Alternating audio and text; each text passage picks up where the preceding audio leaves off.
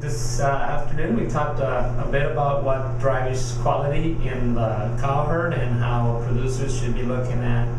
managing quality from the standpoint of what the market dictates. And in the, shall we say, first 9 years of the decade, the last decade, there has been emphasis on marbling, and so the premiums and the effort has been going to getting cattle to marble better. A good example of that is the CAB premiums that were received in the early 2000s, as high as even $5 a hundredweight relative to a choice carcass. As we move towards a situation of lower supply of beef, carcasses that are getting bigger, that has impacted the amount or percentage of choice grading carcasses, which then has forced the market to narrow the choice select spread. That has had an impact perhaps on the premiums for CAB cattle, to the point that they're now at a point that they're closer to premiums that are received by yield grade 1, yield grade 2 grading cattle. So what I showed this afternoon is a group of animals that was able to achieve the same amount of premiums, or even better,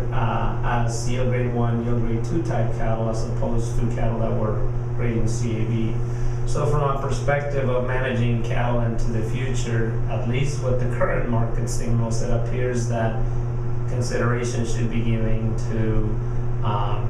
yield grade 1, yield grade 2, and having the opportunity to have a herd and a group of animals that will reach that readily. For us, a group that performed well achieved about 50% yield grade 1 and 2, and they were also at about 67% choice, and that group achieved a total value similar to those that were CAB. So I guess the market signals are probably changing a little. For how long this is going to happen, we don't know.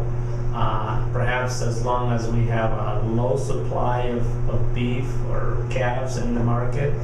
and the cow herd does not improve in terms of numbers, likely we will be seeing a situation where feedlots are keeping finished cattle a little longer, so weights will be heavier, and we'll end up with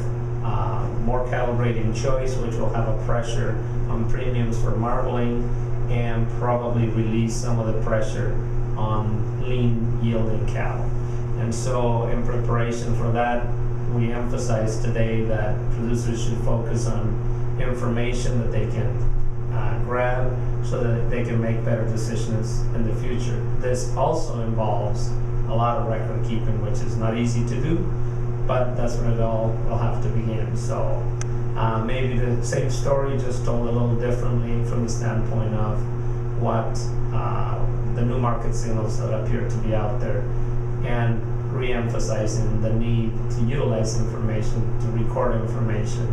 and put it to work for our future and better profits in this business.